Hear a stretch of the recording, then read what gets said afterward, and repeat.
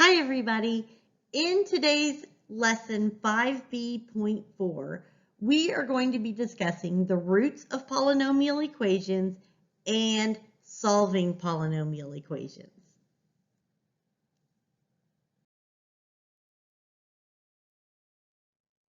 You don't need to write down this slide because you already wrote it down at the beginning of Unit 5B. It's a review of the fundamental theorem of algebra. The fundamental theorem of algebra says that the roots of polynomial functions are complex numbers. This means that they can be real, they can be imaginary, or they can be a combination of real and imaginary, which is that a plus bi. The next bullet is probably the one that pertains the most to today's lesson, and it states that the highest degree equals the max number of roots. So if you have a x to the fifth polynomial, a quintic polynomial, that means you're going to have 5 roots. If your highest degree is 3, that means you're going to have 3 roots. So your biggest exponent tells you how many roots you're going to have.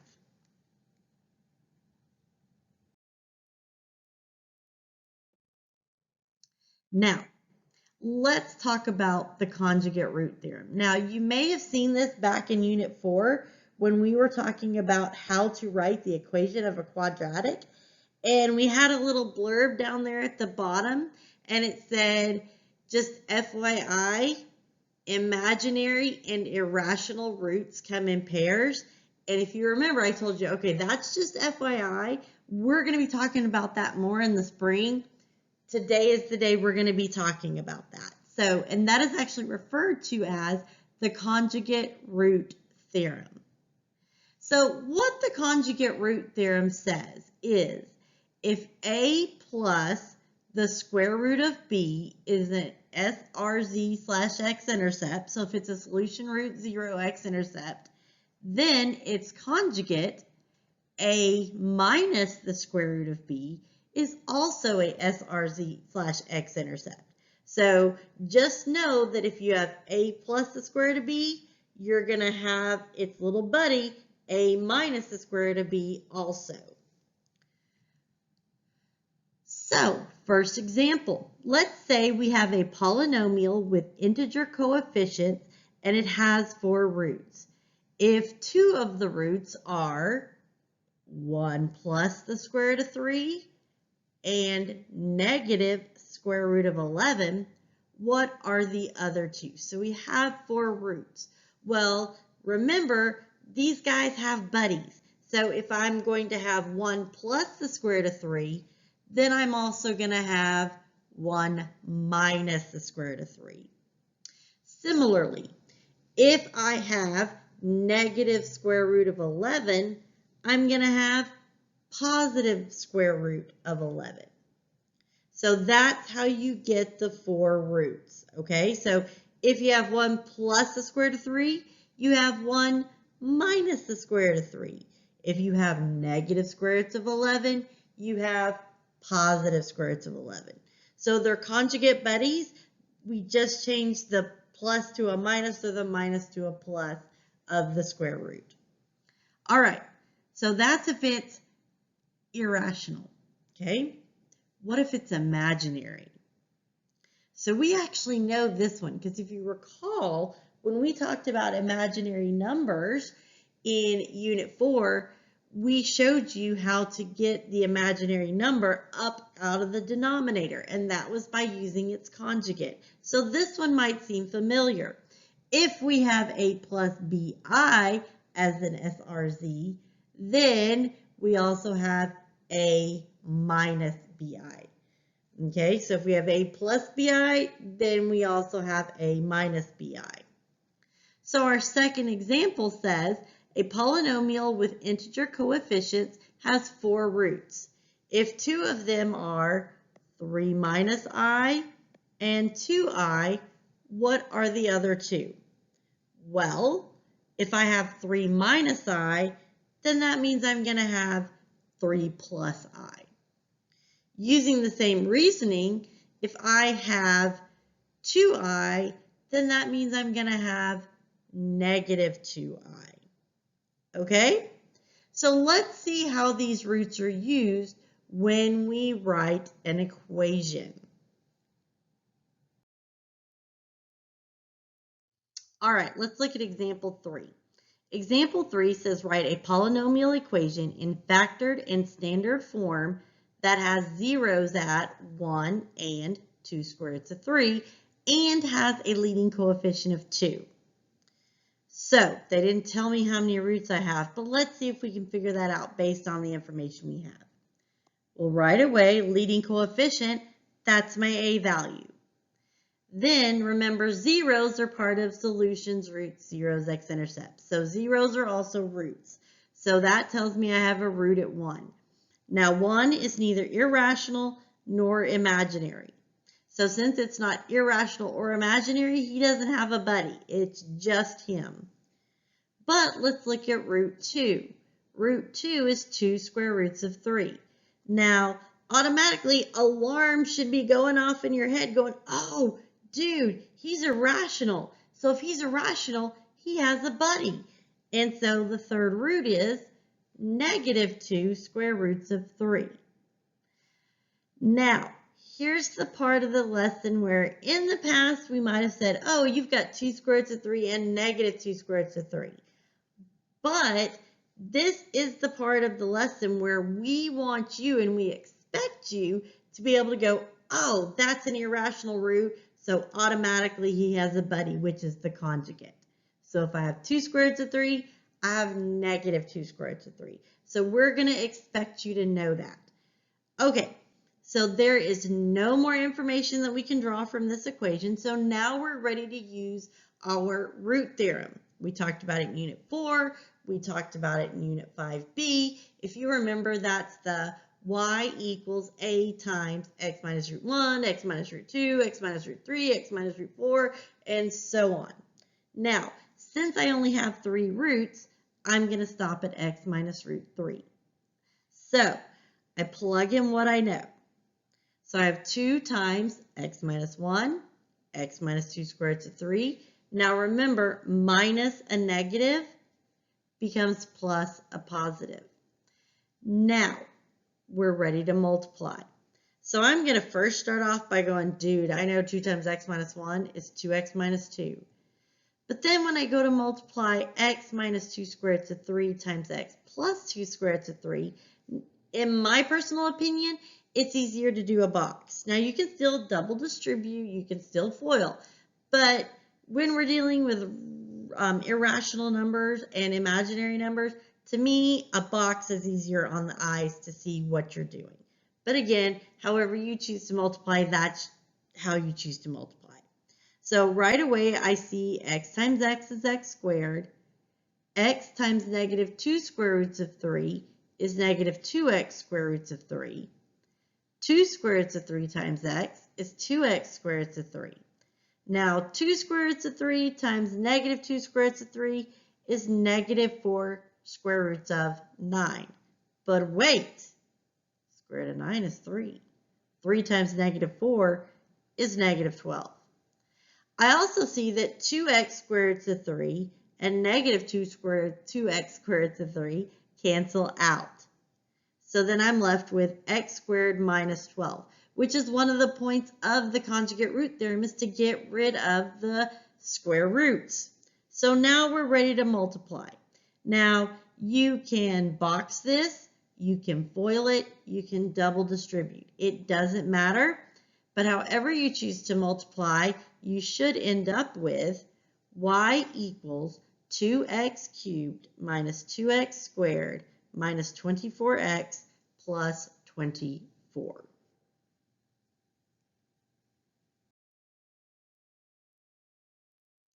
All right, let's look at another example. We want you to write a polynomial equation in factored and standard form that has a 0 at 5 minus I and has a leading coefficient of negative 3.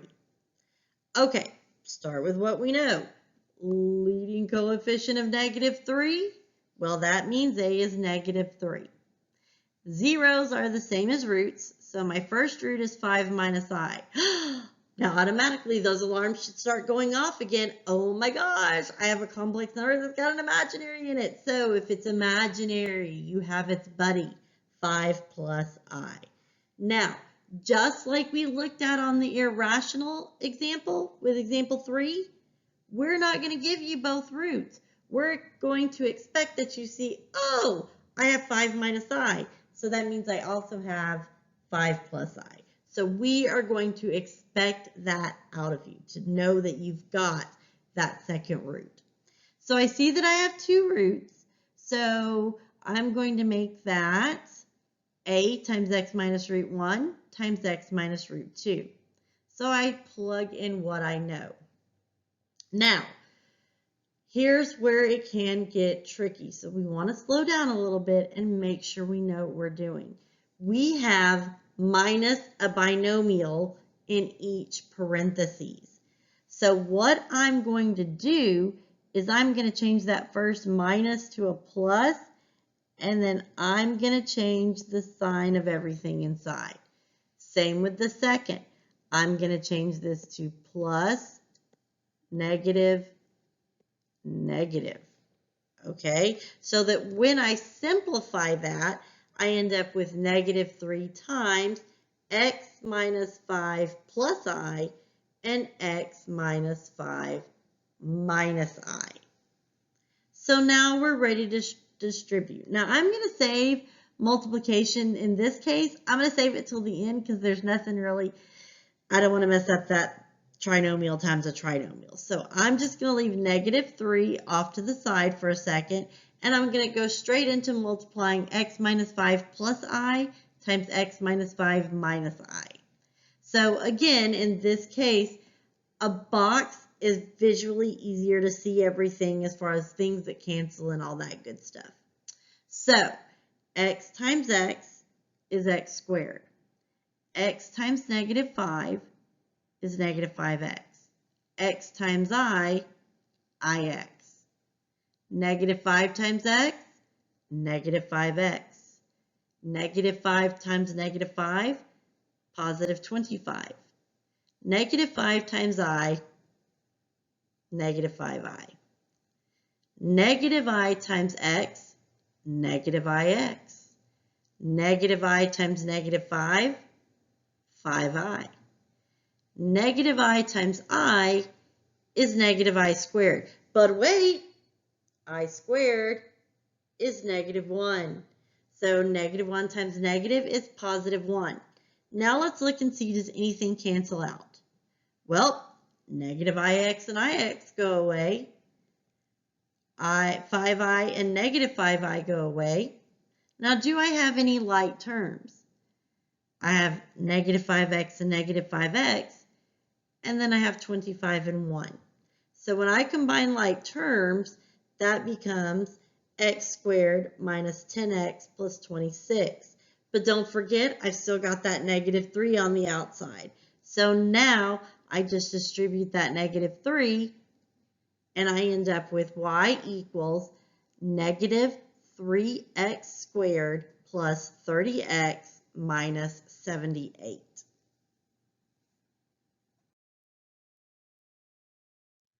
Let's move on to talking about the rational root theorem. Now, if you remember the last 2 examples we talked about in 5b.3, where I said solve this polynomial given that x plus 1 is a factor. Well, that's basically what we're going to be doing for the remainder of this lesson, with the exception of we're not going to tell you x plus 1 is a factor. We're not going to tell you negative 2 is a root. We're not going to give you that information. We're simply going to be like, hey, solve this polynomial.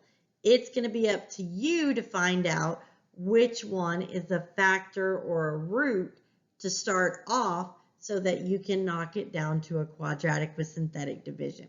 So really, the rest of this lesson is just like those last 2 examples on 5b.3. But again, we're not going to tell you, hey, given this is a root, or hey, given this is a factor. You're going to find that.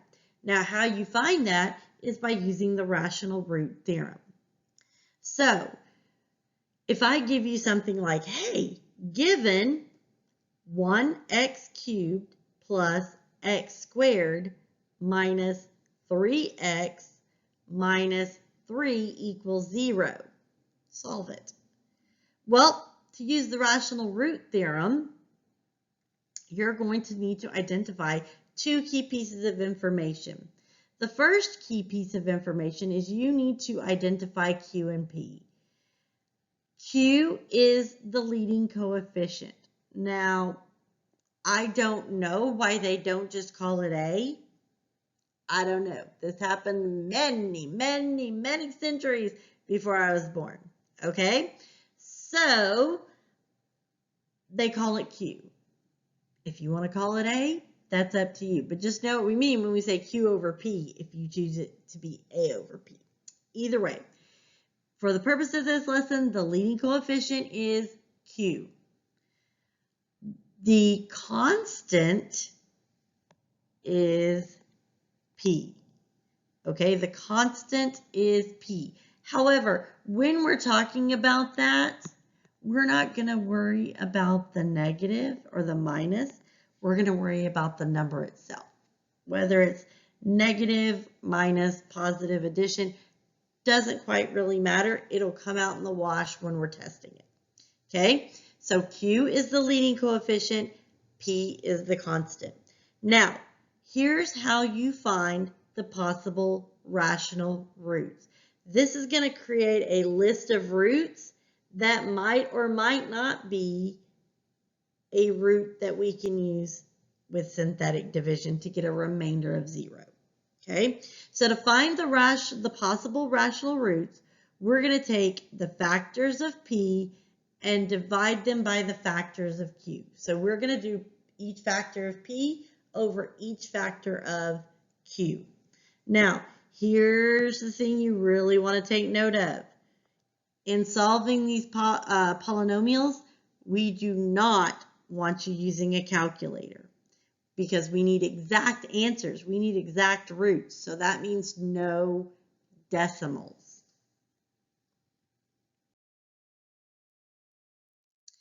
Okay, now this is what I had you copy down after you completed your 5.3 homework. So you've already got this down. And that's a time saver. Plus, it allows you to focus on what we're really saying versus right, and try to listen at the same time. So, here's how we're going to use the rational root theorem and synthetic division and the remainder theorem to solve a polynomial. The first thing you're going to do is you're going to list all the positive/negative factors of P. The second thing you're going to do is you're going to list all the positive, negative factors of Q. Remember, Q is the leading coefficient. Then we're going to find all the possible combinations of P over Q. Then we're going to take those possibilities and we're going to test to see which are roots using synthetic division or the remainder theorem. And then lastly, once we find one that works, we can stop. Once we find one that works, we're then going to use synthetic division to break that polynomial down into a quadratic that we can solve by factoring, using the quadratic formula, completing the square, or taking the square root. So if it's a power of 3, you only need to find one root that works, because then you can take that one root and knock the cubic down to a quadratic. If your highest degree is 4, you're going to want to find 2 roots that work because you're going to have to use synthetic division twice, because the first time we'll knock the quartic down to a cubic, and the second root would then break the cubic down into a quadratic, and so forth. Your goal is to use synthetic division to get it down to a quadratic. Okay, let's get started. So this looks very familiar because this is the same equation we used when we were talking initially about finding P and Q. So they want us to solve 1x cubed plus x squared minus 3x plus 3 equals 0. So the first thing we need to do is we need to find out P and Q. So Q is my leading coefficient, P is my constant. So we're going to be working with factors of 1 and factors of 3. Now remember, we don't really take the minus into account because that comes out in the wash with the plus or minus. So the first thing I'm going to do is I'm going to list all the factors of P. Well, all the factors of P are plus or minus 1 and plus or minus 3. Okay, those are the only factors of P. Now let's find the factors of Q. Well, the only factor of 1 is plus 1, or positive 1, and negative 1. So there's all my factors of P, there's all my factors of Q. Now, I am going to come up with the combination of P over Q, all the different combinations. So what I'm going to do is I'm going to take each P and put it over every Q. Then I move on to the next P and put it over every Q. So the first one I have is 1 over 1. Well, there's no more factors of Q, so then I move on to my next P, plus or minus 3 over 1. So that means now I can clean it up. Well, 1 over 1 is 1, 3 over 1 is 3. Again, we're going to take every factor of P, put it over every factor of Q, then we move on to the next P and put it over every factor of Q, and so forth. So we did 1 over 1, and then we did 3 over 1. And because these were, again, all over 1, that means I can simplify. 1 over 1 is 1, 3 over 1 is 3. So that means, in reality, 1 could be a possible root. Negative 1 could be a possible root. 3 could be a possible root. Negative 3 could be a possible root. So there are, in effect, 4 possible roots that might work. Okay, so you're like, well, how do we know which one to pick? Aha! This is where the remainder theorem comes in. We are going to plug these roots into the polynomial, and when we plug them in, if we get 0, we know that one works.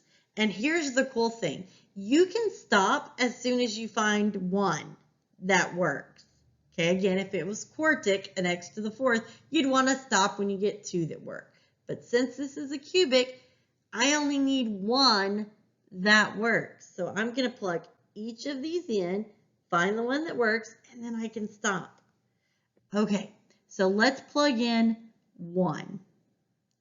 So when I plug 1 into the equation, I end up with negative 4. Does that work?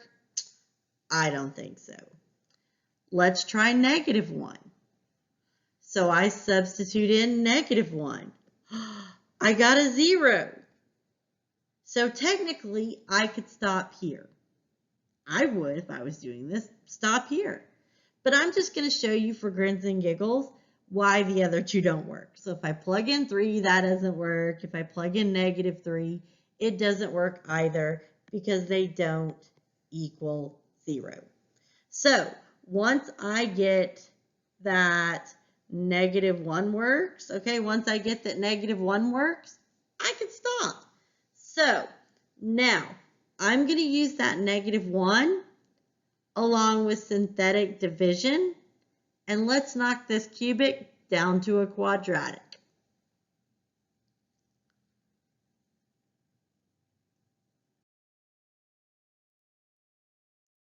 Okay, so we know that negative 1 works, so we're going to do synthetic division.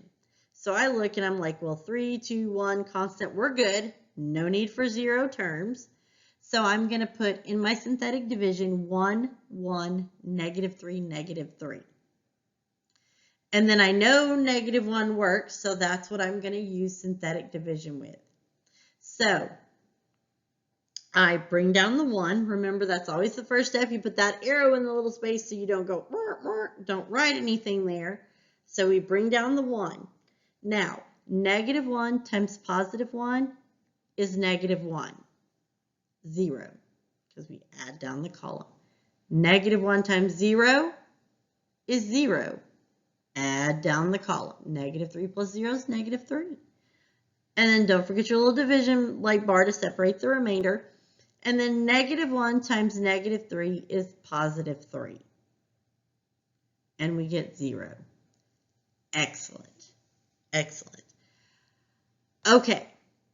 So, and we get 0, which we should have because we used remainder theorem to know that we had a remainder of 0. So it worked. Okay. Now, so it's a cubic.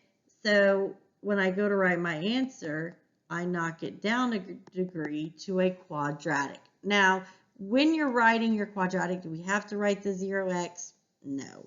So that can just be x squared minus 3. Okay? So now I'm ready to solve this. Well, it's not going to factor. I could do quadratic formula. But oh my goodness, holy Toledo, Batman, can't I just isolate the x squared and take the square root? You betcha. So I'm going to add 3 to both sides. Then I'm going to take the square root. Now, because I put the square root there, I did that. My answer is going to have to be plus or minus the square root of 3. Now, let's think about something. If you remember back to the fundamental theorem of algebra, I should have 3 roots. Plus or minus 3 is only 2 roots. Excuse me, plus or minus the square root of 3 is only 2 roots. What could my third root be? Oh, that's right. Don't forget about our synthetic division, buddy. He's a root as well. So we use the root we used for synthetic division along with what we found when we solved the quadratic. So therefore, my roots are -1 and then plus or minus the square root of 3. There's my 3 roots. Again, it's 3 roots because it's a cubic. It's just in this case, we have a real root, a real rational root, which is the -1, and we have 2 real irrational roots, which are the plus or minus square root of 3. Now, because these aren't imaginary, all 3 are also x-intercepts. So they'll be x-intercepts as long as they don't have an I in them. All right. Now, we always get the question, dude, do we have to use the remainder theorem to check it? If we can do synthetic division easier, could we just jump straight in and test it with synthetic? Yeah, you could. You don't have to use remainder theorem to test it. You can test it using synthetic division as well.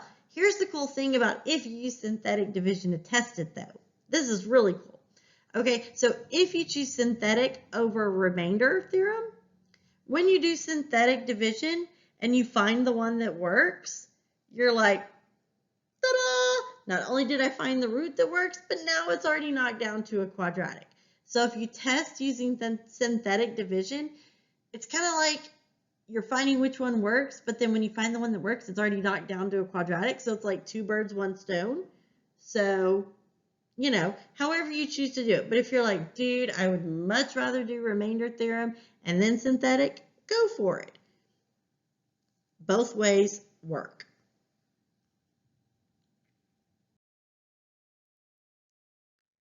Okay, let's look at another example. This time they want us to solve x cubed plus 4x squared minus 3x minus 2. Now remember, the first steps are always to find p and q.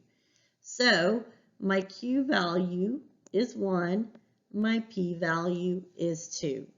So the factors of p, 2 is pretty much prime, so it's plus or minus 1, plus or minus 2.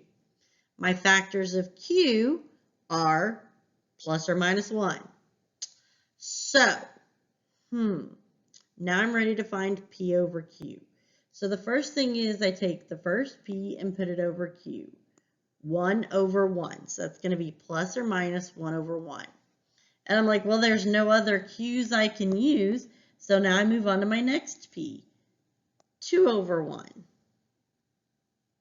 Okay, there's no other Q's, so I am done. So now I'm like, dude, these are both over 1. I can reduce that to be plus or minus 1, plus or minus 2.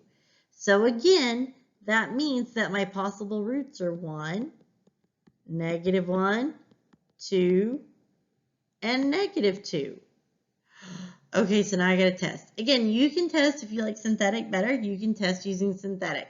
I'm going to test using remainder theorem. So I try 1 and I get a 0. And I'd be like, woohoo, I'm done. I can stop. And literally you can. You don't have to test the other roots because it's a cubic. I can use this 1 to knock it down to a quadratic. My day is made. But for grins and giggles, I'm just going to show you again why the others don't work. Negative 1 gave me 4.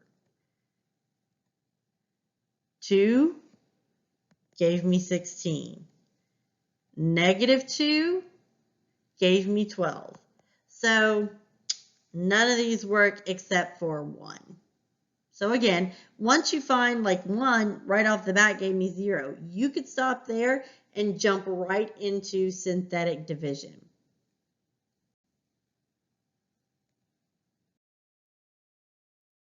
All right, let's do some synthetic division. I look at my equation, it's 3, 2, 1 constant, no need for 0 terms. And remember, 1 works, so that's what I'm going to use with my synthetic division. So I bring the 1 down, and then 1 times 1 is 1. 4 plus 1 is 5. 1 times 5 is 5. Negative 3 plus 5 is 2. There's my remainder bar. 1 times 2 is 2, and I got 0. So, yeah, I should have gotten 0 because we already tested it and we knew it worked. But if you chose to test with synthetic, it'd be like, ding, ding, ding, it works, and now I can do a quadratic. So this started out with a cubic, so now I'm going to start with an x squared, an x, and a constant. So that gives me x squared plus 5x plus 2. Okay, this is a trinomial, but it's not going to factor. So, I mean, yeah, you could do complete the square, but quadratic so much faster. So I'm going to do the quadratic formula. So I substitute it in. Now 5 squared is 25. That's going to be 25 minus 8 underneath that square root. 25 minus 8 is 17. Now, 17 is not a perfect square, but it also can't be simplified. Now, if it could be simplified, yeah, we'd want you to simplify the square root. But in this case, it can't. So, well, 5 plus the square root of 17 over 2, and negative 5 minus the square root of 17 over 2, those are only 2 roots. But it's a cubic. It should have 3. That's right. Mr. Remainder theorem synthetic division root. He works also. So therefore, it's 1 and negative 5 plus or minus the square root of 17 over 2. So again, in this case, we get 1 rational root and 2 irrationals.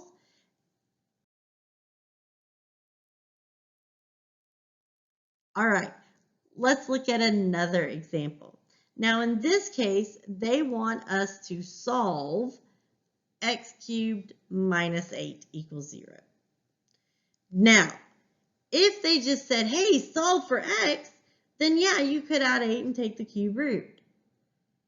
But this wants us to find all possible roots, all possible rational roots, and irrational roots, and imaginary roots. So instead of adding 8, taking the cube root, we're going to need to factor this. So this is a difference of 2 cubes. So remember, that becomes x quantity cubed, and 2 cubed gives me 8. So using my factoring rule of a minus b times a squared plus ab plus b squared, I'm going to factor this dude. So that becomes x minus 2 times x squared plus 2x plus 4. Okay, well, I know x minus 2 equals 0, so x is 2. But when I look at this guy, I'm like, ugh, he doesn't factor. And he shouldn't factor. Because remember, I told you, if you factored and set up that trinomial right, then that trinomial will not factor. You have to do quadratic formula. So when I simplify it down, I get 4 minus 16, which is negative 12. Now, the negative, well, we can pull that outside by using an I, but 12 simplifies. 12 is 2 times 6. 6 is 2 times 3. So that factors into negative 2 plus or minus 2i square roots of 3. Now, if you look at these numbers,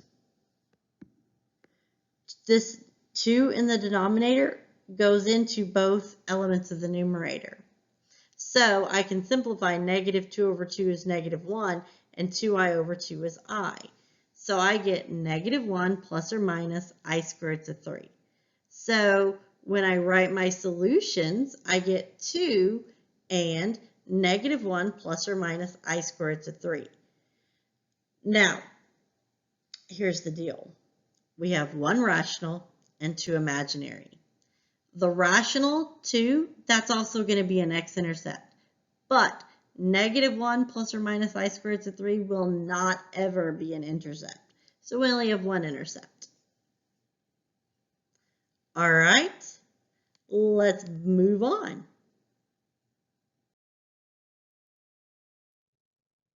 All right, now we're getting a little trickier. We have an x to the 4th, so it's a quartic versus a cubic. So that means we've got to find two roots that work, because we've got to take that quartic, knock it down to a cubic, and then the cubic gets knocked down to a quadratic. So that's why we got to find two roots that work. We're still going to use p over q. Now, q is the understood one leading coefficient, and 6 is the p-value. So all the factors of p are plus or minus 1, plus or minus 2, plus or minus 3, plus or minus 6. And all the factors of q are plus or minus 1. So to find my possible roots, since there's only one q, each element of p goes over each element of q. So we have 1 over 1, move on to the next one. 2 over 1, move on to the next one. Plus or minus 3 over 1, move on to the next one, plus or minus 6 over 1. Now, because all of these are over 1, we can simplify it down to plus or minus 1, plus or minus 2, plus or minus 3, plus or minus 6. So really what that means is we have 1, negative 1, 2, negative 2, 3, negative 3, 6, and negative 6. Cool. All right. So let's get to testing. Now remember, we're going to find 2. We can stop when we find 2. So when I plug in 1, I get 0. He works. But remember, we got to find 2. So let's try negative 1. Negative 1 works too. How awesome is that? So technically, we could stop here. But for grins and giggles, let's test a few more. Oh, 2 didn't work. It gave us 60. Brr. Let's try negative 2. Negative 2 works. We got another 0.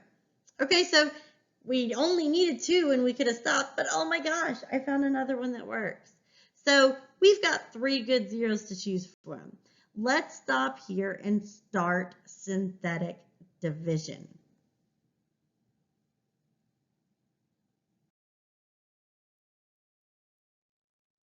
So let's start. Let's make sure we don't need any zero terms. 4, 3, 2, 1, constant. We're good. No zero terms necessary. Now we're going to start with that first 0 we found, which was positive 1. So do synthetic division. Bring the 1 down. 1 times 1 is 1. 5 plus 1 is 6. 1 times 6 is 6. 5 plus 6 is 11. 1 times 11 is 11. Negative 5 plus 11 is positive 6. Remainder bar. 1 times 6 is 6. 0. Okay, so now let's think about that. We started with an x to the fourth, so we start with an x cubed. So that would be x cubed, x squared, x, and constant. But this is a cubic, so we got to keep going. Because remember, we can't stop till we get a quadratic. So we know 1 works. So let's go try negative 1. So I bring down the 1, and we already knew negative 1 worked, but we're going to use it. So negative 1 times 1 is negative 1. 6 minus 1 is 5. Negative 1 times 5 is negative 5. 11 plus negative 5 is 6. Put my remainder bar. Negative 1 times 6 is negative 6, which is 0, which we knew it should have been 0. We knew that. So we knew we should get 0. Now we're at a quadratic. So that is x squared plus x plus 6. Now, you could stop here because then you'd have x squared plus 5x plus 6 equals 0. And so that would factor into x plus 2 times x plus 3, which we would then get x equals negative 2 and x equals negative 3, which makes sense because on the previous slide we showed that x equaled negative 2. That negative 2 worked. So you can stop there and break it down to a quadratic and go about your own happy little way. But since I already know that negative 2 works, why couldn't I drop my quadratic now down to a linear? It's x squared. If I already know negative 2 works, let's drop it down. Now, again, if you're like, dude, it's a quadratic, I can do that, I'm going to factor and solve, life goes on, that's awesome. But I'm going to be a little devil's advocate here and say, well, we already know it works. So let's take that quadratic and take it down one more to an x to the first. So let's keep going. So negative 2, so I bring down the 1. Negative 2 times 1 is negative 2. 5 plus negative 2 is 3. Negative 2 times 3 is negative 6, which is 0. So we know these 3, and so now we just have x plus 3 equals 0. So x equals negative 3, which we found when we factored. So in this case, my roots are negative 3, negative 2, negative 1, and 1. Now, will you always be able to knock it from a quadratic down to a linear? No, not always. But in this case, it worked. But again, if you're comfortable, you're like, dude, this is a quadratic. I'm going to stop before I mess it up. It's so much work. I'm going to stop, then stop. It's totally fine. There's nothing that says you have to knock it down to a linear. So if you're like, dude, keep it all the same, then I would stop there. But in this case, we knew it worked, so yay. All right.